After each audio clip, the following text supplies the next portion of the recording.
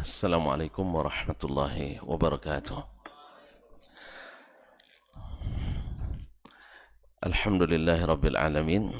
Wassalatu wassalamu ala ashrafil anbiya'i wal mursalin wa ala alihi wa ashabihi ajma'in wa tabi'ina lahum bi ihsanin ila yaumiddin. Amma ba'du. Fa'usi nafsi wa iyyakum ayyuhal muslimun bitaqwallahi azza wa jalla fa innahu qad fazal muttaqun. Faqala rabbukum azza min qailin alima ya ayyuhalladzina amanu taqullaha haqqa tuqatih wa la tamutunna illa wa antum muslimun.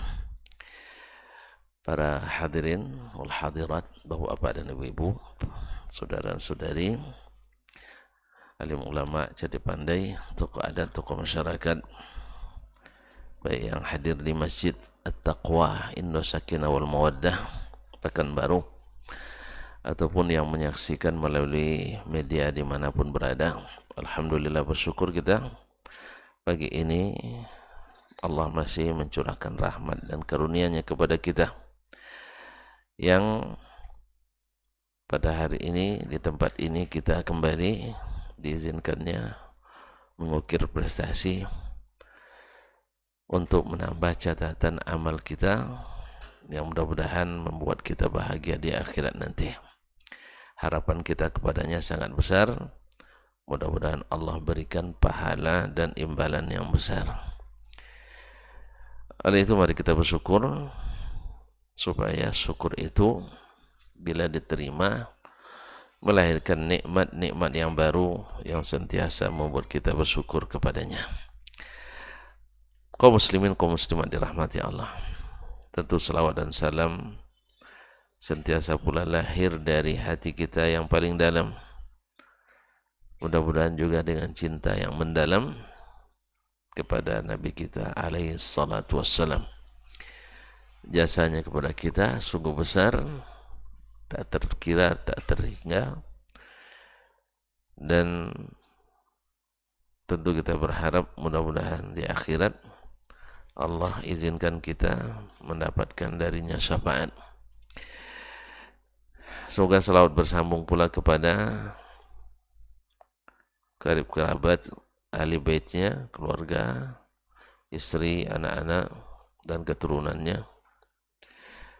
Ma'asyarul kiram dirahmati Allah subhanahu wa ta'ala, para sahabat dan para tabi'in serta siapapun yang mengikutinya. Kembali kita melanjutkan bersama Imam Al-Bukhari rahimahullah. Selesai pada pertemuan sebelumnya bab tentang islahu zatil bain, bab tentang memperbaiki hubungan antar sesama, hubungan antar sesama. Nah, di antara yang banyak merusak hubungan antar sesama muslim itu adalah tidak berkata jujur. Dia kita berhubungan baik dengannya tapi tidak berkata jujur. Dan dia tentu kalau sudah hubungan baik mesti dia percaya dengan kita. Nah, di saat orang percaya pada kita, kita tidak berkata dan berlaku jujur kepadanya. Maka munasabah setelah bab islahu zatil bain, Imam Al-Bukhari menyebutkan babu idza kadzabta li rajulin huwa laka musaddiq. Bab tentang apabila kamu berdusta kepada seseorang sedang dia percaya kepadamu.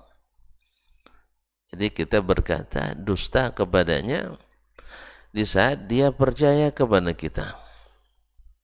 Jadi kan orang yakin pada kita, orang percaya pada kita, lalu kita berdusta kepadanya. Ini ibaratnya ditipu atau didustai oleh orang yang jauh, sakit memang, tapi didustai oleh orang yang dekat itu lebih menyakitkan. Sebab biasanya seperti kata pepatah bahwasanya panah dari orang yang dekat, jarang yang tidak tepat sasaran. Karena dia tahu di mana titik-titik kelemahan. Oleh sebab itu ketika dia berdusta kepada kita, itu sungguh menyakitkan. Nah, ini tidak termasuk adab yang baik, bahkan adab yang tercela sekali. Sehingga dimasukkan oleh Imam Al-Bukhari mimbabi atau dalam kitabnya Al-Adab Al-Mufrad. Qala rahimahullah ta'ala haddatsana Haywah ibn Shuraih, telah menceritakan kepada kami Haywah ibn Shuraih Al-Hadrami. Qala haddatsana Baqiyah, telah menceritakan kepada kami Baqiyah ibnul Walid. Baqiyah ibnul Walid ini adalah mudallis, rawi dhaif, sehingga riwayat ini didhaifkan oleh para ulama. An Dubarata ibn Malik, dari Dubarah ibn Malik. Dikarenakan Dubarah ibn Malik dinisbatkan pada datunya, dia namanya adalah Dubarah ibn Abdullah ibn Malik. Dubarah ibn Abdullah ibn Malik, tapi sering disebut dengan Dubarah ibn Malik, seperti Ahmad ibn Yunus. Sebenarnya Ahmad ibn Abdullah ibn Yunus al-Misri, tapi selalu disebut dengan Ahmad ibn Yunus. Biasa orang disebutkan ke datunya biasa. Misalnya Dasman bin Yahya bin Ma'ali, kadang-kadang disebut Dasman Ma'ali. Nah, coba tengok di Facebook nanti, ada Dasman Ma'ali. Ya, padahal Dasman Yahya Ma'ali. Itu sebagai contoh aja. Kadang-kadang disebutkan nama datuk, karena datuk kita adalah ayah kita. Datuk kita adalah ayah kita. Sebagaimana anak-anak kita adalah anak kita. Nah, banatuna abnauna abnauhum abnauna. Anak-anak laki-laki kita, anak mereka, anak kita sendiri. Karena namanya berikut kan, namanya dikaitkan. Wa banatuna banuhunna abnaur rijalil ajanibi. Sedangkan anak-anak perempuan itu nisbatnya ke orang lain. Tidak percaya? Nah, coba antum nikahkan anak perempuan antum nanti, nikahkan pula anak laki-laki, lalu punya cucu. Yang disebut nama antum pada yang mana?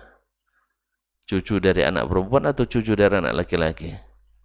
Cucu dari anak laki-laki. Misalnya nama Syekh, saya lupa namanya Syekh Zarkashi, Syekh Imam Zarkashi, nama Imam ya. Nah, Syekh Imam Zarkashi punya anak satu namanya Fatimah, lalu yang satu namanya Ali. Ali ketika dinikahkan lahir Hasan, akhirnya namanya Hasan bin Ali bin Zarkashi. Sedangkan Fatimah lalu lahir pula anaknya namanya Husain, tapi namanya Husain bin Fatimah. Enggak, Husain bin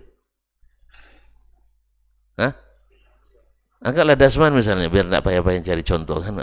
Husain bin Dasman bin Yahya bin Ma'ali, tidak ada tersebut nama Imam Zarkashi. Itulah makna perkataan orang Arab itu, abnauna abnauhum auladuhum.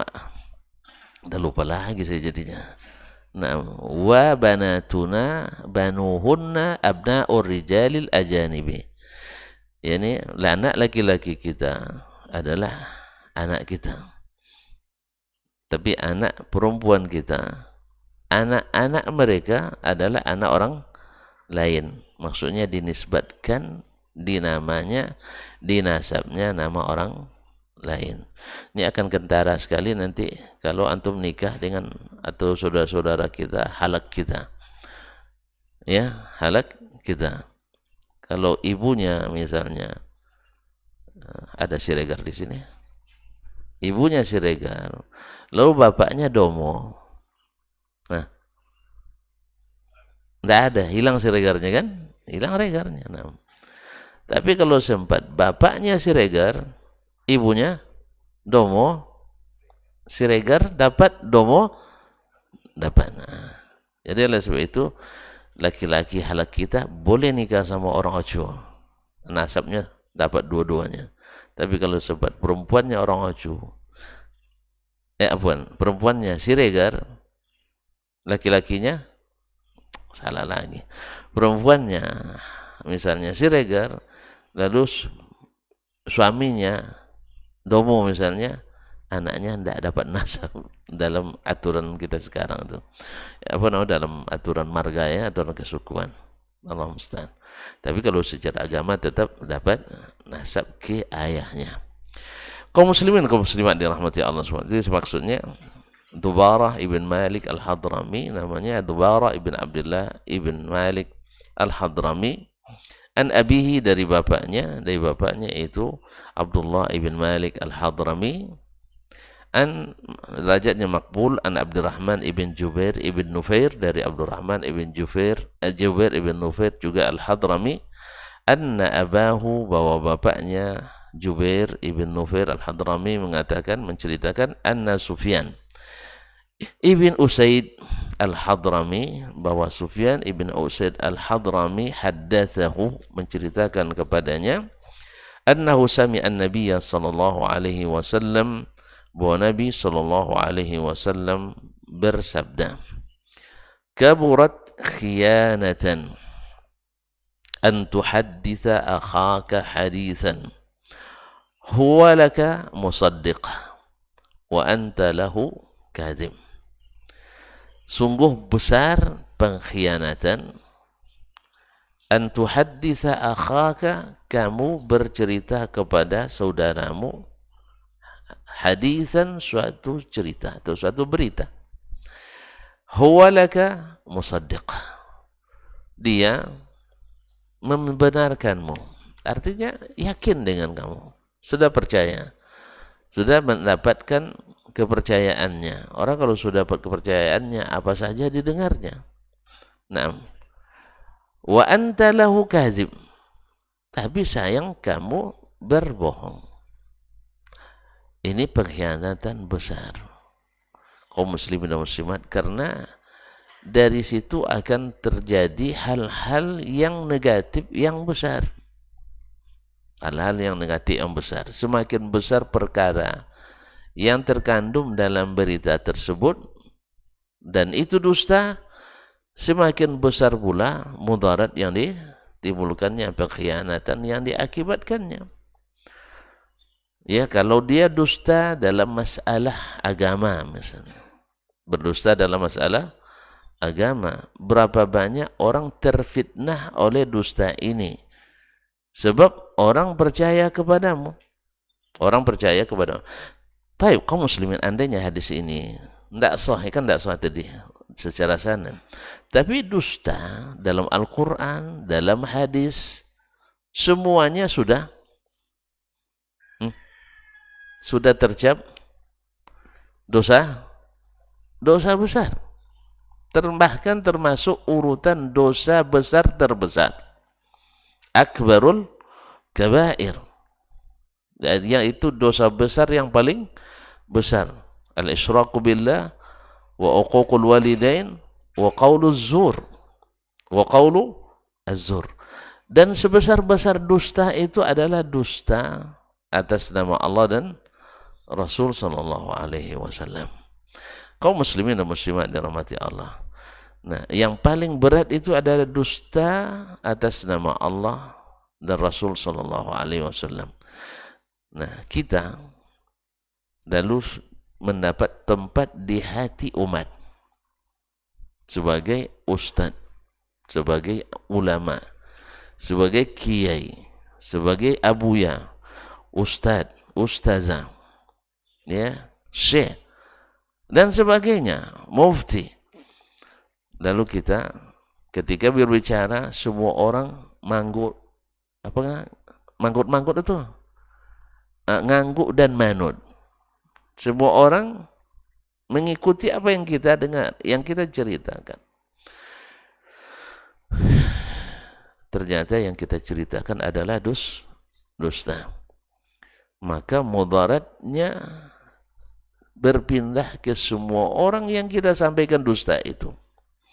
Oleh sebab itu Allah Subhanahu wa taala menjadikan berdusta atas namanya itu lebih dibencinya daripada syirik itu sendiri. Orang syirik mudaratnya memang tidak diampuni, tetapi dia itu mudaratnya bagi dia sendiri. Tapi kalau dusta atas nama Allah, berarti kan juga tidak diampuni.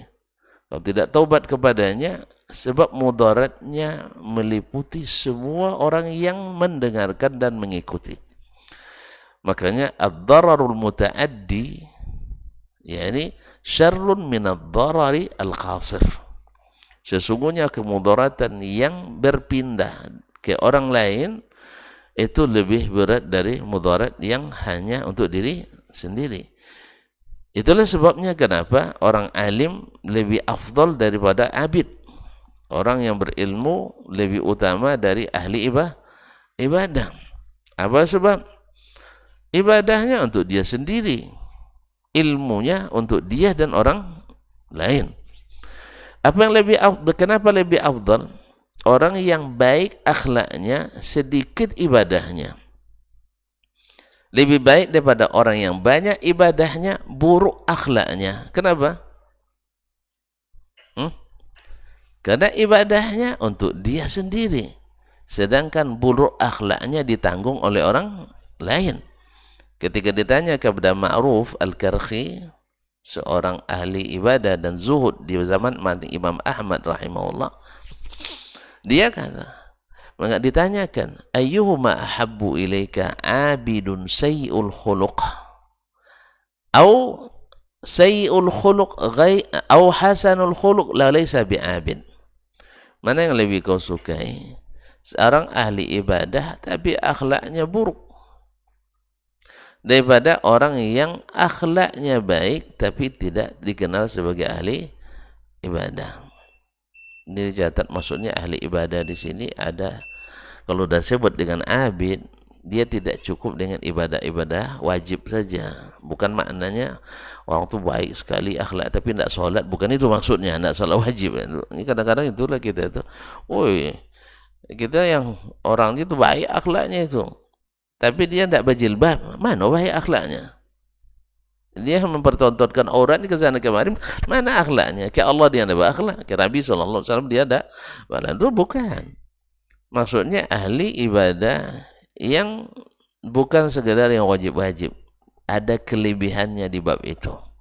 Jadi seluruh yang dikatakan misalnya menahan lisan atau menghilangkan hasad dalam hati, lebih baik daripada solat, puasa dan sebagainya. Maksudnya bukan solat wajib, tapi adalah solat-solat sunnah. Misalnya, innar rajula la yablughu bi husni khuluqihi darajatas sha'imil qa'im. Ya, orang yang baik akhlaknya bisa sampai mendapatkan derajat orang yang suka puasa dan solat malam. Maksudnya bukan solat isya, bukan solat subuh, tapi solat tahajud dan sebagainya. Puasanya bukan puasa Ramadan. Kalau gitu saya baik akhlak aja loh Ustaz, dari Ramadan saya sudah dengan akhlak yang baik ini dah kalah orang puasa, bukan. Jadi mohon dipahami maknanya. Nah, ditanya badannya mana yang lebih baik akhlak. Orang yang baik akhlak ibadahnya tidak terkenal daripada orang yang terkenal ibadahnya akhlaknya buruk. Katanya saya lebih suka yang baik akhlaknya walaupun bukan ahli ibadah. Apa sebab? Dia ibadahnya dia yang nikmati, buruk akhlaknya saya yang tersakiti, ya kan? Saya yang menanggung. Kita kalau dengan orang buruk akhlak ini, kaum muslimin khususnya dusta ini, nanti kan saya sebutkan contoh tapi tidak sebutkan apa namanya, di antara modelnya akibat daripada dusta yang dipelihara. Ini kan dusta yang dipelihara ini, orang yang dekat dengan kita pun tidak jujur kita kepadanya, kan dusta yang dipelihara ini. Kaum muslimin dan muslimat dirahmati Allah. Jadi orang yang baik akhlaknya itu, ya walaupun kurang ibadahnya dia yang tanggung, tapi baik akhlaknya saya yang nikmati. Antum mau suka menanggung daripada menikmati?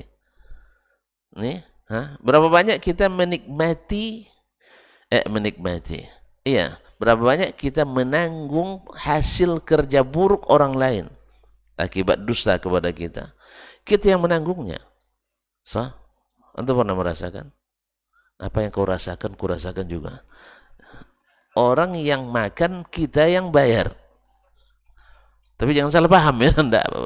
Kalau mentraktir kan sudah rela itu. Ini enggak, maksudnya kalau bahasa kampungnya orang makan cuwada, awak yang kena getahnya. Awak enggak makan tapi kena getah.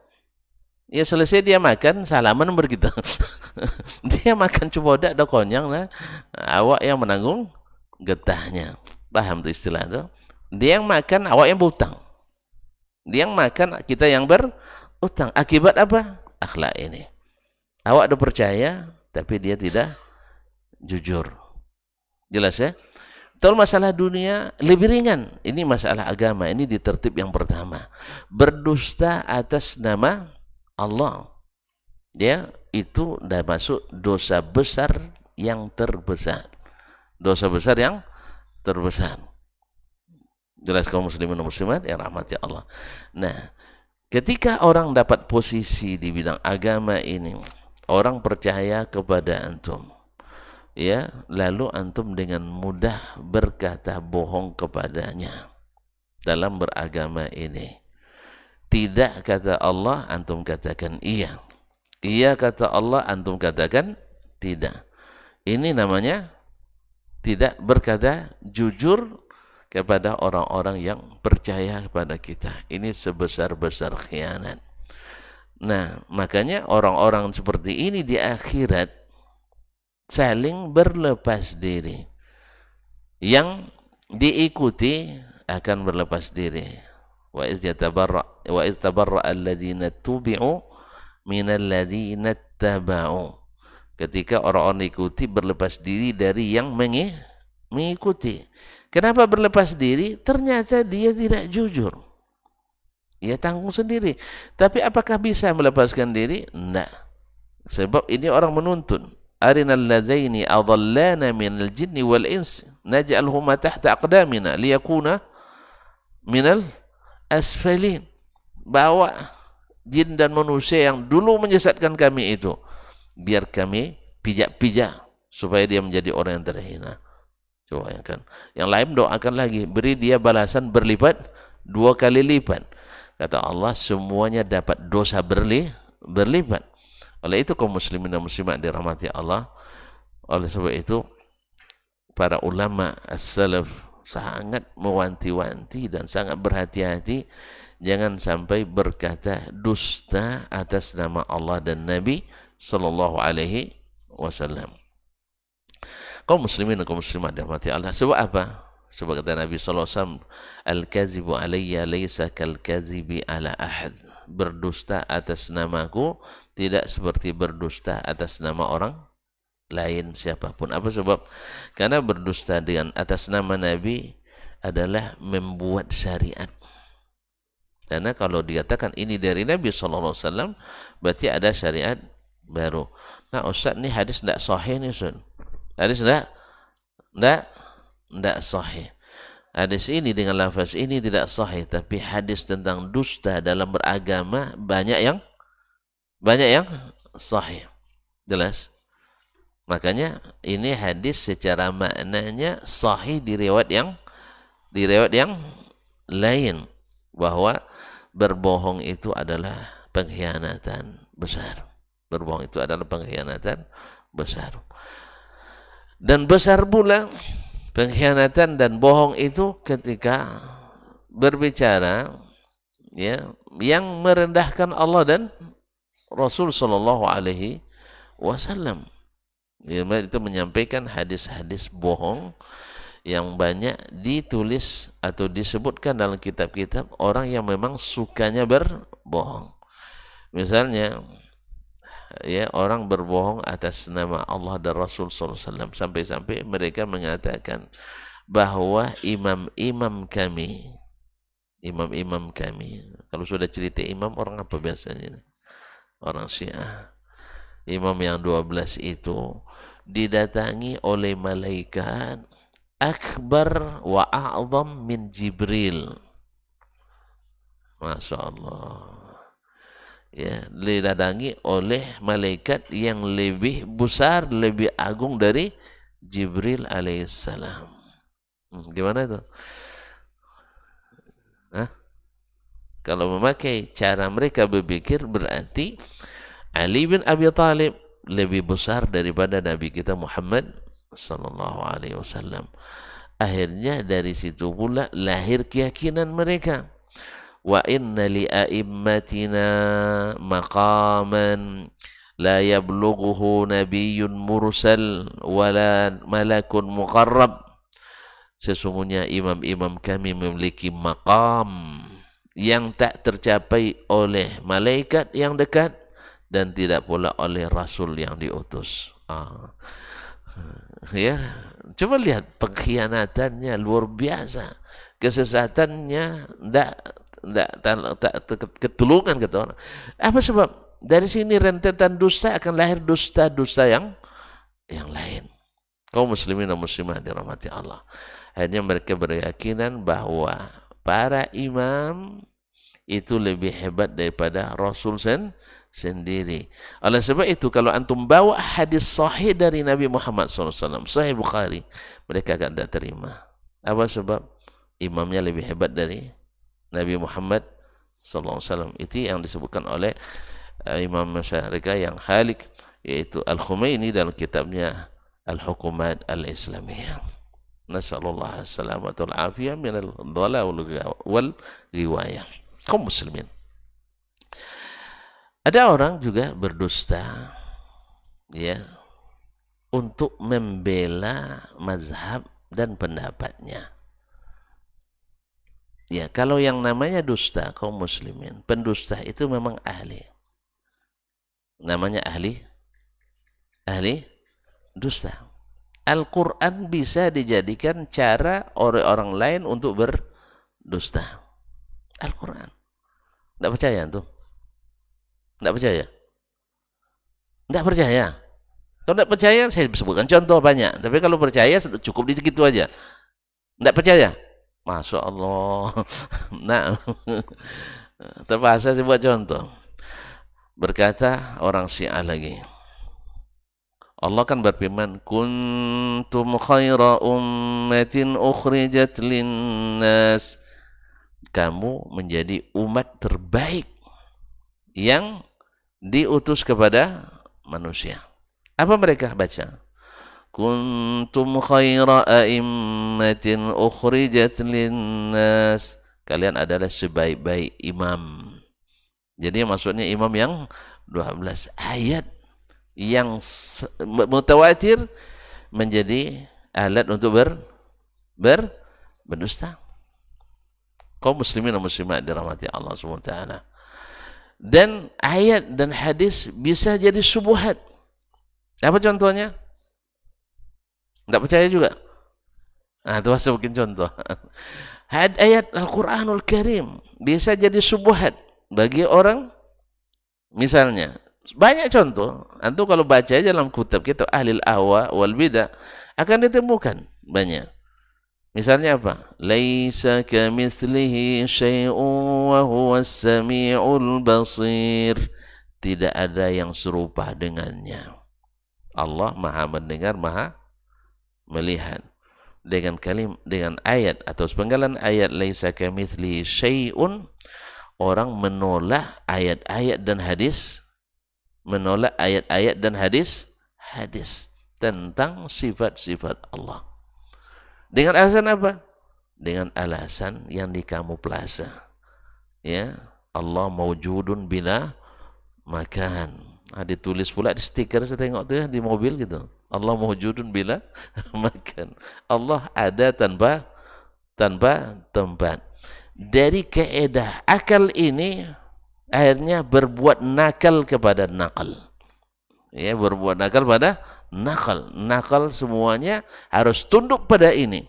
Sehingga ketika Allah berfirman dalam banyak tempat, 7 tempat dalam Al-Quran atau 6, Ar-Rahmanu 'alal 'arsy istawa, tidak mungkin. Sebab kalau di atas aras mengambil tempat. Jelas? Akhirnya ayat yang muhkamat menjadi ayat yang mutasyabihan akibat syubhat tadi.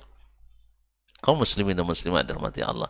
Padahal menurut ahlu sunnah, ya, yang mengimani sunnah, ya, bukan ahlu sunnah yang membelakangi sunnah, yang menerapkan dan mengimani sunnah, antara ayat ini dengan ayat-ayat sifat tidak bercanggah, tidak bertentang, tidak bertembung, tidak berlawanan. Sebab apa? Laisa kamitslihi. Dhamir di sini, hi di sini kembali kepada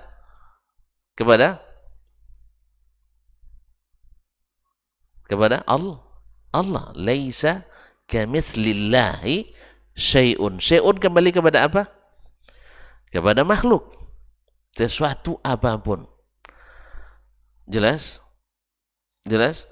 Nah, berbicara tentang zat sama dengan bicara tentang sifat atau sebaliknya.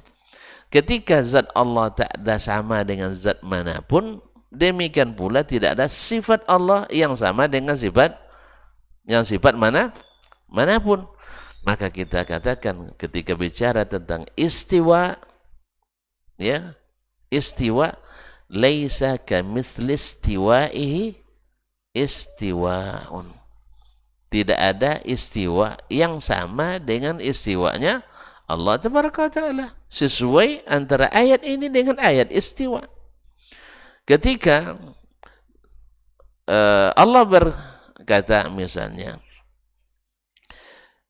kepada iblis, lima la tasjudu lima khalaqtu biyadayya, kenapa kamu tidak mau sujud kepada apa yang Adam yang aku ciptakan yang kedua tanganku. Nah, kalau kedua tangan berarti punya jisim. Kan itu ya. Kenapa mesti punya jisim? Karena mereka membandingkan Allah dengan makhluk. Ya, buatlah istilah-istilah jisim, al-jauhar, al-arad, al-jisim, al-arad, wal-jauhar. Maka dijadikanlah al-jarihah, al-jawarih yang sebelumnya tak dikenali oleh istilah-istilah para as-salaf. Mereka buat, lalu diukurlah Allah dengan makhluk tadi. Setiap yang bertangan mesti berjisim. Berarti mentasbihkan Allah dulu. Padahal ayat tadi dipasangkan laisa kamitsli yadihi yadun. Tidak ada tangan manapun yang sama dengan tangan Allah Tabaraka wa Ta'ala. Sebagaimana kan ayat kan wa huwas samiul basir. Allah mendengar, makhluk juga mendengar. Buktinya antum paham apa yang saya katakan. Apakah mendengar Allah sama dengan mendengar kita? Ya tidak. Laisa kamitsli sam'ihi sam'un. Tidak ada pendengaran yang sama dengan pendengarannya. Kemudian Allah berilmu, kita juga berilmu. Sama ilmunya? Ya tidak. Berarti tidak mesti sama. Maka kita katakan laisa kamitsli ilmihi ilmun, tidak ada ilmu yang. Nah, dengan demikian selesai semua masalah. Daripada bertentangan lebih baik damai. Ini bertahan juga harus bertentangan katanya. Apa sebab ulama yang bilang Rasul bilang tidak bertentangan, antum bilang ulama bilang bertentangan. Mana yang lebih alim? Ulama kita pada Rasulullah SAW. Rasulullah memang tidak ulama dia. Rasul tidak ulama dia. Hah? Dia a'lamul ulama'nya. Harus semula kembali kepadanya. Oh, tidak, bahasa Nabi itu bahasa Arabnya beda dengan ulama. Oh, antum ngado-ngado. Bahasa Arab yang digunakan oleh ulama, bahasa Arab itu juga yang digunakan oleh Nabi SAW. Tapi Nabi lebih hebat bahasa Arabnya daripada ulama manapun. Seperti kata Imam kita Asy-Syafi'i rahimahullah, tak satu pun alim bil lughah, bil lisanil Arab.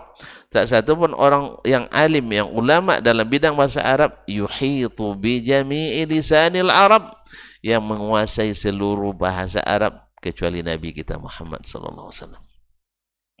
Oleh sebab itu Nabi lebih fasih, maka keterangan Nabi lebih sah. Tidak mungkin kita pertentangankan antara bahasa ulama dengan bahasa Nabi alaihi salatu wassalam. Jelas ya? Oleh sebab itu, maka ini termasuk syubhat yang asalnya dari ayat. Ayat tidak salah. Yang salah orang yang memahaminya. Ini air jernih. Ini selalu saya buat air ya. Air itu jernih. Al-Quran, hadis itu jernih. Jernih sekali. Lalu kita masukkan ke 2 gelas. 1 gelasnya bersih, suci, mensucikan. Nah, bersih, bening gelasnya. Yang 1 bekas jus 2 pekan yang lalu. Nah, kira-kira masuk ke dalam gelas bersih, hasilnya air bersih. Masuk ke gelas bekas, airnya menjadi air bekas. Air mustakmal. Air yang sudah terkontaminasi. Makanya bersihkan akal kita, bersihkan hati kita dari segala syubhat yang diada-adakan itu. Termasuk syubhat Allah mawjudun bila, maka ini dihapus. Sebab dia yang merusak ayat-ayat dan hadis. Jelas ya? Ya, istilah-istilah apa lagi Allah wujud bila makan, apa lagi? Ayat-ayat sifat adalah ayat mutasyabihat. Ini siapa yang bilang? Tidak ada yang mengatakan mutasyabihat ayat-ayat sifat. Asalnya adalah ayat-ayat muhkamat. Tetapi karena tadi dijadikan ayat mutasyabihat. Oleh itu kaum muslimin dan muslimat, kalau sudah hapus syubhat ini, kembali bejana kita bersih, maka akan lahirlah akidah-akidah yang bersih. Kaum muslimin dan muslimat dirahmati Allah. Akibat ini, akibat daripada melakukan sesuatu, meyakini sesuatu tidak berdasarkan dalil, tetapi dalil, tidak sedikit pula orang berdusta kepada pengikut-pengikutnya. Ya, seperti orang berdusta kepada pengikut-pengikutnya demi membelah mazhabnya. Ini sudah terjadi dulu. Tuan-tuan kalau belajar ilmu wada' al-hadis, akan terlihat di antara sebab-sebab wada' itu adalah fanatisme golongan. Fanatisme partai nggak ada waktu itu. Apa namanya, fanatisme ormas. Ormas juga belum ada waktu itu. Sekarang aja ada. Fanatisme ras, fanatisme, bahkan sampai fanatisme jualan sayur. Yang suka tonggak yang paling utama buat hadis palsu. Yang grup kacang panjang, luar pula hadis tentang kacang panjang. Dulu mazhab. Nah, orang yang ketika terjadi perselisihan dahsyat dulu antara imam mazhab Syafi'i dengan mazhab Hanafi, masing-masing buat hadis palsu untuk menjatuhkan imam. Coba bayangkan, yang dijatuhkan bukan pengikutnya, imamnya. Ya, sebab kalau dahannya, pohonnya jatuh, ranting tak ada lagi berdiri. Itu maksudnya. Kalau imamnya yang ditembak, mati, selesailah sudah. Makanya dalam peperangan yang paling dicari siapa? Panglimanya. Sebab kalau panglima dah gugur, pasukan akan mudah hancur. Oleh sebab itu maka panglima dijaga betul. Kaum muslimin dan muslimat dirahmati Allah SWT. Maka dia tembak panglimanya. Lalu keluarlah hadis-hadis seperti sayati ala ummati rajulun asyaddu ala ummati min iblis yuqalu lahu Muhammad ibn Idris. Akan lahir ya kepada umatku nanti seorang yang lebih bahaya dari iblis, namanya Muhammad bin Idris. Ya Allah, ini lisan. Ya, semoga dia bertobat sebelum meninggalnya dulu. Kita tidak tahu tak tobat dan dah. Akhirnya dia berbohong untuk menjatuhkan mazhab Imam Asy-Syafi'i. Siapa yang tembaknya? Imam Asy-Syafi'i rahimahullah ta'ala. Kaum muslimin dan muslimat dirahmati Allah. Jadi hilang semua pendapat-pendapat Imam Syafi'i yang kita lihat dalam misal Adabus Syafi'i, Manaqibus Syafi'i, keutamaan Imam Syafi'i, itu tidak ada di matanya sama sekali. Hilang kebaikannya. Apa sebab? karena mata buta, karena hati mati. Tentu yang lain ada pula yang melampau pula di antara pengikut mazhab Hanafi, Syafi'i, tidak rela imamnya dijatuhkan, akhirnya dia buat pula hadis palsu menjatuhkan imam mazhab Hanafi. Oh, tidak kalah juga redaksinya mirip-mirip. Sayati ala ummati zaman fihi rajulun asyaddu ala ummati minasyaitan yunbazu bi Abi Hanifah Nu'man. Akan datang satu zaman kepada umatku, di situ ada seorang laki-laki lebih berbahaya dari syaitan, namanya Abu Hanifah Nu'man. Namanya Imam Abu Hanifah lebih bahaya dari syaitan. Nah, dusta-dusta ahli ahwa wal bidah sampai hari ini masih berlanjut. Sekarang ketika datang Imam Al-Mujaddid Muhammad bin Abdul Wahhab At-Tamimi rahimahullah ta'ala ingin mengembalikan umat dengan hadis-hadis dan ayat-ayat kepada zaman seperti zaman sahabat. Ya, tinggalkan seluruh khurafat, tinggalkan seluruh hawa dan syubhat. Akhirnya mereka perangi habis-habisan. Sampai ada yang berdusta bahwa Syekh Muhammad bin Abdul Wahhab adalah seorang pendusta pula. Coba bayangkan, seorang pendusta. Dustanya kenapa? Dia berdusta menafsirkan perkataan orang tadi, sehingga lahirlah dusta. Orang bisa menafsirkan dusta dengan dusta dia. Mau tahu? Mau tahu? Ya. Dia rakit berdasarkan pemahamannya. Syekh berbicara ketika tafsir ayat ittakhadhu ahbarahum wa ruhbanahum arbaban min dunillah. Min dunillah. Siapa itu? Orang-orang Yahudi dan Nasrani menjadikan para ruhban, para ahbar, yaitu para ulamanya, ruhban dan ahli-ahli ibadahnya. Di Yahudi ulamanya. Karena Yahudi itu banyak ulamanya tapi kurang ibadahnya. Ya, ahli, ya. Kalau kita mungkin orang-orang kaum akademisinya, para pemikirnya, berbicara lancar, ilmu tinggi tapi amal kurang. Ya, gampang sekali dideteksi. Pas amal tidak akan terlihat di masjid, tapi cerita tentang agama, masya Allah nomor 1 kalau di forum-forum. Tapi kalau minum masih tangan kiri. Ya, padahal ini profesor, doktor di bidang hadis. Ya, tapi minum tangan kiri. Mustahil dia nggak tahu. Mustahil dia nggak tahu bahwa minum tangan kanan adalah dari sunnah Nabi Shallallahu Alaihi Wasallam. Ini orang-orang tercerdas. Di agama Yahudi banyak dulu, tapi tidak mengamalkan. Pandai mengelak, jurus mengelaknya hebat. Ya, pandai bersilat lidah. Ahbar. Sedangkan agama Nasrani dulu orangnya rajin-rajin beribadah, cuman tak mau menuntut ilmu pula. Akhirnya yang satu dimarahi karena dia tahu tak mau tahu, yang satu sesat. Apa sebab?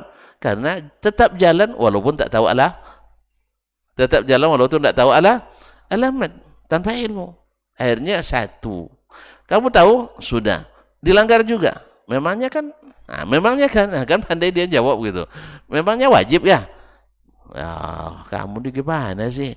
Kamu kamu berdagang nak beruntung atau tidak? Tentu tidak beruntung. Wajib dapat untung. Kau dapat untung wajib apa enggak?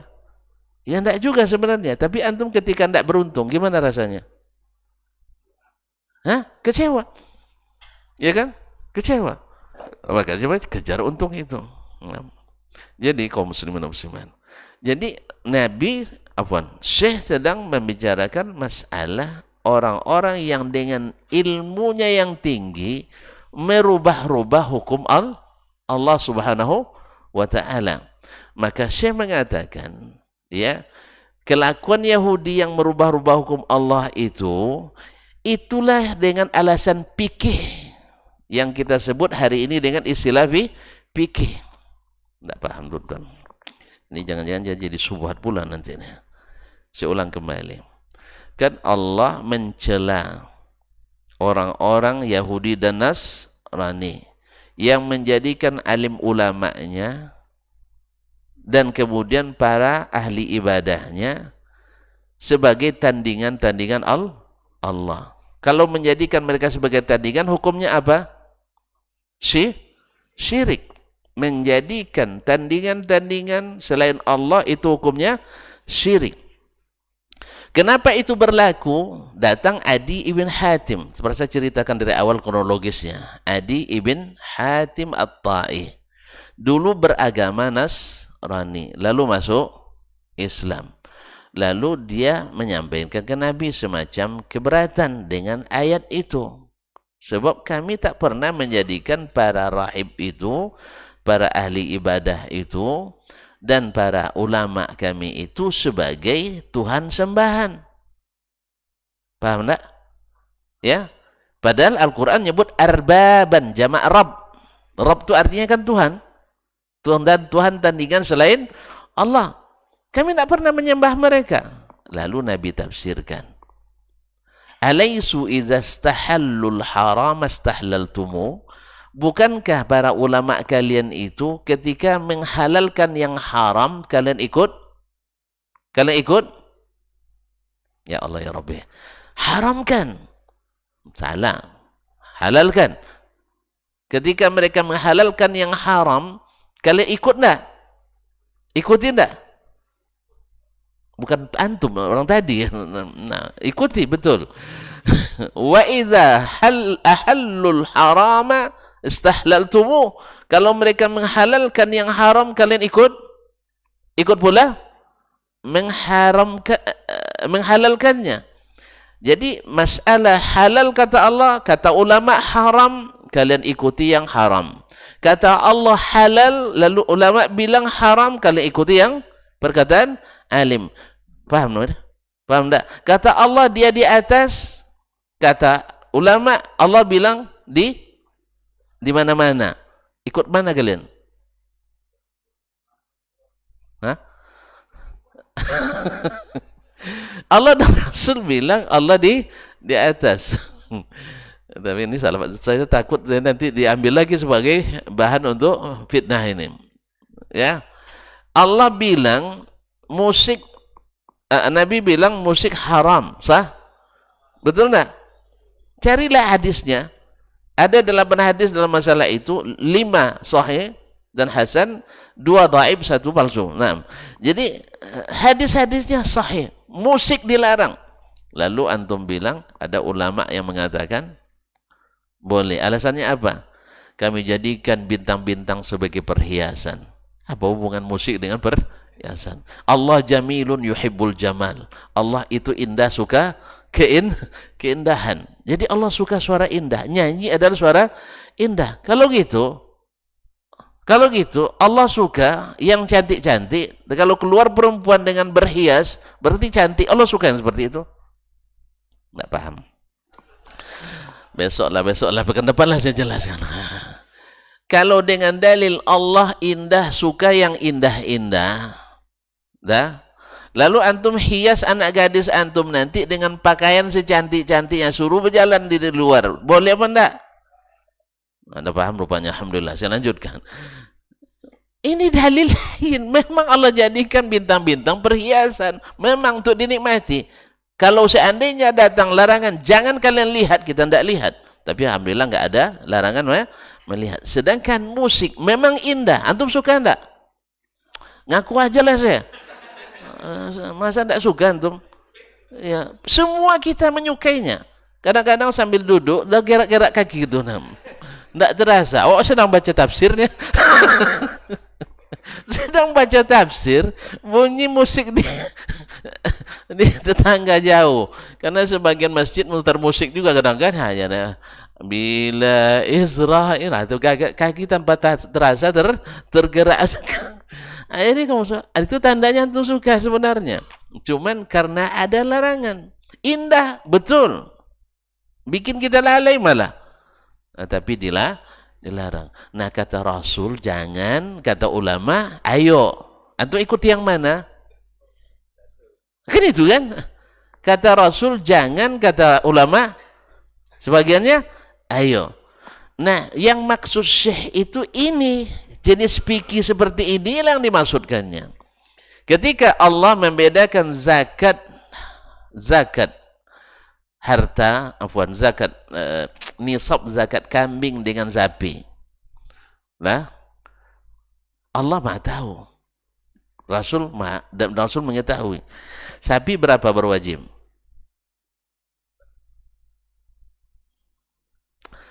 Nggak tahu, nggak ada ulama sini. Sapi baru wajib 30 ekor, kambing 40 ekor. Nah, ini Nabi tahu nggak dulu harga kambing 1 dinar? Harga sapi beda lagi. Tahu nggak Nabi? Tahu. Nah, tiba-tiba datang orang sekarang ahli fikih yang mengatakan ini tidak adil. Kambing 40 ekor harganya 100 juta. Sapi 30 ekor harganya tidak tahu antum, 10 juta kali 30, 300 juta. Ini sampai 300 juta baru wajib. Ini sudah 100 juta sudah wajib. Oleh sebab itu, kita sekarang karena kita lebih banyak ngitung duit, maka kita jadikan nisabnya harga, bukan lagi hitungan nyawanya atau badannya.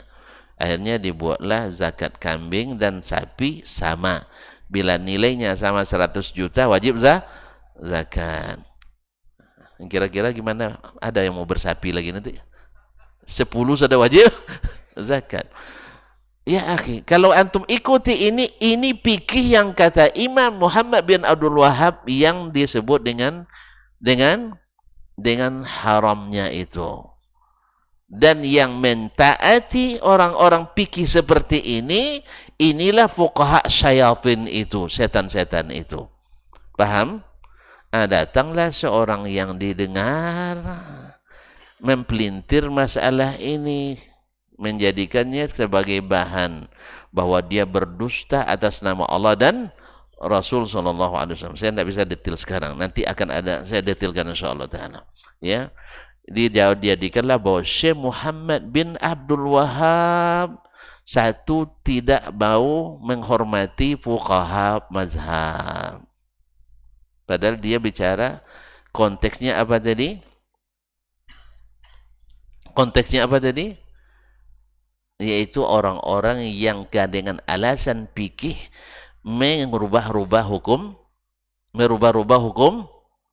Allah, merubah-rubah hukum Rasulullah. Nah, setuju antum diulang yang seperti ini syaitan? Hah? Tidak masuk hadis. Ulang di awal. Saya ulang. Qala al-Imam al-Bukhari rahimahullah. Tidak masuk hadis nampaknya. Kan dari awal saya sudah bilang. Sesatnya Yahudi karena taat pada ahli-ahli ilmunya, ulama-ulamanya. Mereka dengan dulu di dalam mazhab apa Bani Israel ada nama ilmu fikih? Ada namanya ilmu fikih? Namanya istilah fikih ada. Bacalah dulu sejarah Yahudi. Dengan istilah ilmu fikih dan usul fikih hanya ada dalam Islam. Tetapi yang hakikatnya ada apa tidak? Ada apa enggak? Ada. Mereka memahami nas dengan cara ini, namanya itu fikih dalam istilah kita. Nah, ketika keahlian itu digunakan untuk merubah-rubah hukum Allah atas nama apa tadi? Atas nama fikih. Atas nama hukum fikih. Kan ya? Saya ulang lagi. Menyamakan nisab zakat hewan sapi dengan kambing atas nama apa tadi? Atas nama fikih. Nah, fikih yang seperti inilah yang disebut oleh imam itu membawa kepada kesyirikan. Jelas? Ah, jadi yang suka berdusta tadi jadikan ini alat untuk mengatakan syekh berdusta. Paham tak? Paham? Akhirnya siapa yang dusta?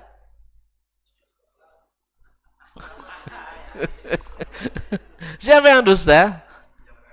Yang mengarang ini yang mengatakan Syekh Muhammad bin Abdul Wahab berdusta karena konteks beliau bukan menghina ulama fikih, bukan menghina fikih, tetapi fikih tertentu yaitu yang menjadikannya tandingan selain Allah, merubah hukum Allah. Sedangkan fuqaha seperti Imam Malik, Imam Abu Hanifah, Imam Asy-Syafi'i yang selalu berdalil pada Al-Quran dan Sunnah, mengikuti pemahaman as-salafus salih, itu masuk syaitan? Enggak. Bukan ini yang dimaksud oleh Syekh. Nah, tapi kawan dapat alat dia untuk menjadi alat penetrasi, infiltrasi, bahasa apa pula ini saya, ya, untuk melegalkan apa yang ada dalam dirinya, untuk menjatuhkan Syekh Muhammad bin Abdul Wahab, bahwa tidak tanggung-tanggung dia bilang, ngapain kalian mengikuti Muhammad bin Abdul Wahab itu, sudah pakai Muhammad bin Abdul Wahab ini pendusta, disebut sebagai cap pendusta. Ternyata yang dusta di sini siapa? Yang menuduh berdusta. Ya, apa sebab? Dia memplesetkan apa yang dimaksud oleh Syekh dengan apa yang niat buruk yang ada dalam dirinya. Makanya kalau orang yang suka lisannya berdusta, apapun bisa dijadikan alat untuk berdusta. Lalu dia katakan tidak ada dia dipuji oleh ulama-ulama Hanabilah dalam kitab-kitab Tabaqatul Hanabilah. Kaum muslimin dan muslimat yang dirahmati Allah, ya, kitab-kitab Tabaqatul Hanabilah itu dikarang sebelum Syekh lahir pada umumnya. Tentu masuk pula. Hah? Masuk enggak? Enggak kan masuk. Kan Tabaqatul Hanabilah itu ditulis oleh, misalnya oleh Ibnu Abdul Hadi, Ibnul Jauzi, kemudian zelnya oleh Ibnu Abdul Hadi dan sebagainya. Itu rata-rata ditulis sebelum Syekh Muhammad bin Abdul Wahab lahir. Antum cari di situ tak akan ketemu. Tapi mendengar si pendusta ini mengatakan itu, orang tentu manggut-manggut, kan yang pasih menyebutkan nama-nama kitab. Antum ketika dia sebut Tabaqatul Hanabilah, oh iya juga ya, enggak ada kan. Antum kan enggak baca bukunya. Kan enggak? Ya kan? Mungkin beliau lebih pasih menyebutnya daripada antum sendiri. Akhirnya terpaksa, oh iya, ilmiah sekali. Ya, antum periksa dalam kitab yang saya belum lahir ditulisnya, takkan ketemulah namanya. Nah, tapi kalau sempat sudah lahir, tersebut namanya. Saya aja tersebut dalam kitab yang ditulis abad ke-6. Tuan-tuan kan tidak tahu. Nanti kalau tidak tahu, bilang nggak ada. Ada nama saya dalam kitab. Iya ada. Iya, cari nanti dalam kitab Al-Ihata bi Akhbari Gernata. Juz 2 halaman 382. Cari ya. Namanya Abu Bakar bin Dasman. Ya. Awak terlambat pula tahu setelah anak dikasih nama Abdurrahman, Abdul Aziz, Uzama. Kalau sempat sebelumnya, ya dah tahu, saya kasih yang pertama Abu Bakar, yang dua Umar. Jadi nanti tersebut lagi Abu Bakar bin Dasman. Yang kedua, orang-orang yang menulis di zaman kita pada umumnya enggan menyebut nama kita kecuali memang murid-murid kita, sah? Ya, antum kan nulis kita kan tak mau nuliskan nama saya masih kan? Lain beda pahamnya nih. Walaupun semazhab Syafi'i. Iya kan? Mohon maaf ini yang menulis misalnya. Tapi kalau antum nak mencari penulis yang menulis setelah beliau, jangankan mazhab Hambali, penulis Syafi'i pun, mazhab Syafi'i seperti Al-Yafi Al-Yamani, itu menulis tentang beliau. Dengan pujian yang Masya Allah, Az-Zirikli dalam Al-Alam menulis tentang beliau. Nanti saya sebutkan di sini atau tidak mau mendengarkan. Ini masalah ini anak coming soon, insyaallah. Tunggu mainnya. Jadi kaum muslimin, ini tentang dusta kepada orang yang orang percaya pada kita. Ini para pengikut akan ngekor semua. Oh ternyata Syekh Muhammad bin Abdul Wahab itu pendusta. Ternyata yang berdusta adalah yang menuruh berdusta. Syekh tidak pernah mengatakan ilmu fikih itu syirik kecuali dengan konteks ini. Jelas? Makanya harus dipahami. Ini kadang-kadang itulah anak nangis nak buat acara ulang tahun. Orang itu semua orang tahun semua. Terus saya tidak pernah ulang tahun, tidak tahu saya. Happy birthday to you. Tidak pernah. Syukurlah. Nangis anak kita. Ayah tak senang kelahiran saya katanya. Tafsir benar apa salah ini? Tafsir keliru gitu. Jadi kadang-kadang itu yang digunakan untuk alat penetrasi tadi, alat untuk infiltrasi tadi. Jadi orang diisi dengan sesuatu yang meledak-ledak gitu. Siapa yang tidak merayakan kelahiran anaknya berarti tidak gembira dengan lahir anaknya. Nah, sampai nanti siapa yang tidak merayakan Maulid Nabi berarti tidak gembira dengan kelahiran Nabi. Mana dalih? Antara perayaan dengan suka tidak suka lahiran anak itu masalah lain, berbeda. Antum udah punya anak? Nyesal anak lahir? Terus? Tanda antum tidak nyesal, bikin acara maulid anaknya. Itu bisa. Enggak lah. Beda, dua masalah yang berbeda. Ya. Saya tidak melakukannya karena dia bukan tradisi saya. Bukan tradisi orang Melayu pun. Dan bukan juga tradisi umat Islam. Kalau tidak percaya, coba tengok. Ayah abang dulu ada apa? Happy berdua. Tidak ada. Tidak ada kita. Berarti bukan budaya kita. Datang melalui budaya orang Belanda dulu masuk ke sini. Budaya Portugal, budaya Inggris. Kemudian budaya televisi yang masuk ke kita. Nah, siapa yang melakukannya? Melakukan pelanggaran sebenarnya terhadap agama dan budayanya. Tapi karena tidak ada yang mengingkari, ustaz-ustaz pun ikut juga. Ya kan? Diubah aja bahasanya dari happy birthday menjadi apa namanya? Barakallahu fi umrik. Barakallahu fi umrik. Akhirnya ikut-ikutan semua. Kalau sudah ikut-ikutan semua tadilah. Jadi ikhwan, akhwat yang dirahmati Allah SWT, ini termasuk dusta yang dipelihara. Terlalu dibuat-buat. Sehingga orang percaya menimbulkan fitnah. Padahal dengan jelas dan tegas. Dari perkataan beliau, ya dari kitab-kitabnya, dari pendapat-pendapatnya, menghormati, mengutip seluruh ulama mazhab. Dan juga masalah dia faqih atau tidak faqih. Yang jelas dia lebih pandai bahasa Arab daripada yang mengatakan itu. Dia lebih pandai, lebih paham, duluan hafal Quran dari yang mengatakan itu. Ya. Dan kitab-kitabnya lebih banyak daripada yang mengatakan itu. Dan isinya ada Al-Quran dan Sunnah Nabi dan perkataan para ulama fuqaha.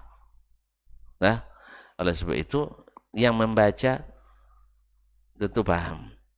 Yang beragama tentu paham. Yang sayangnya, yang mengekor akhirnya menjadi fanatis. Akhirnya memfitnah ke sana ke sini. Dari perkataan itu lahir fitnah-fitnah berkelanjutan. Semoga Allah memaafkan. Didoakan dapat hidayah, malah marah pula. Didoakan dapat hidayah, marah. Ada memang orang, ya, ada memang orang kalau kita doakan semoga antum dapat hidayah, marah dia. Antum memangnya saya kira orang sesat katanya. Nah, kalau gitu tidak usah didoakan. Tidak usah kalau dia marah didoakan dapat hidayah, berarti dia tidak merasa sesat. Karena memang tak pernah satu pun orang sesat sengaja untuk sesat. Tidak ada Ustaz. Nawaitu an adillah lillahi ta'ala, enggak ada. Oleh sebab itu seluruh golongan yang sesat akan menganggap orang lain yang tersesat. Orang yang tersesat. Nah, oleh sebab itu maka kata Nabi SAW, balik ke pangkal jalan Al-Quran dan Sunnah. Antum nak tahu seseorang itu, lihat di mauqifnya, cara dia bersikap pada Al-Quran dan Sunnah. Lalu dia katakan, ini perkataan Allah dan Rasul, tapi ulama mengatakan begini. Berarti manhajnya kena ini. Abdullah bin Abbas dulu menyampaikan qala Rasulullah SAW, lalu ada yang bilang, ya Syekh Abu Abbas, ya ammi Rasulullah SAW, karena Abu Bakar wa Umar yaqulani kaza. Abu Bakar dan Umar dulu mengatakan begini. Marah besar dia. Saya katakan Rasulullah berkata, kalian bilang dengan qala Abu Bakar dan Umar. Abu Bakar dan Umar orang terbaik sih ya, setelah Rasulullah SAW, tapi perkataannya tidak boleh ditandingkan dengan perkataan Nabi SAW, apalagi Pak Abu Bakar dan Syekh Umar.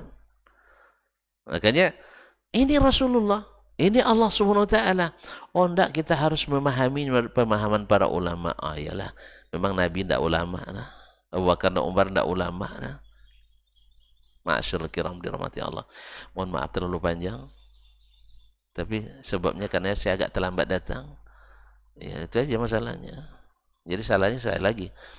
Nah, oleh sebab itu saya minta maaf lah. Nah, ya tadi mau berangkat dari Panas ke mobil, tiba-tiba orang komat, salat di sana saya. Sebab di sini tidak pasti juga dapat. Ya, kadang-kadang kan tadi udah bilang, udah sampai di parkir langsung. Kadang-kadang sampai di parkir langsung rukuk kadang kan. Kalau langsung salam salah sendiri tuh mana. Nah, kalau saya kejar mungkin dapat juga tadi. Cuman karena di sana sudah komat, akhirnya kayaknya kurang pas pula. Awak nak mengajar adabul mufrad kan. Tiba-tiba kita melanggar adab. Ini saya salat di sana dulu. Allah musta'an. Terima kasih dan mohon maaf. Wabillahi taufiq wal hidayah. Sebenarnya masih banyak lagi. Bisa tersambung nanti. Ya, insya Allah kita sambung. Kayaknya ada yang masih menggantung nampaknya. Biar tidak salah paham. Tapi insya Allah kesimpulannya bahwa kepercayaan yang orang berikan kepada kita jangan sampai kita khianati. Dan sebesar-besar khianat itu adalah berdusta ketika berbicara kepadanya dan dia meyakini kita benar. Wallahu musta'an wa alaihi tuklan. Wallahu ta'ala alam wa sallallahu ala nabiyyina Muhammad wa sallam wa subhanakallahumma bihamdik asyhadu an la ilaha illa anta astaghfiruka wa atubu ilaik. Wassalamualaikum warahmatullahi wabarakatuh.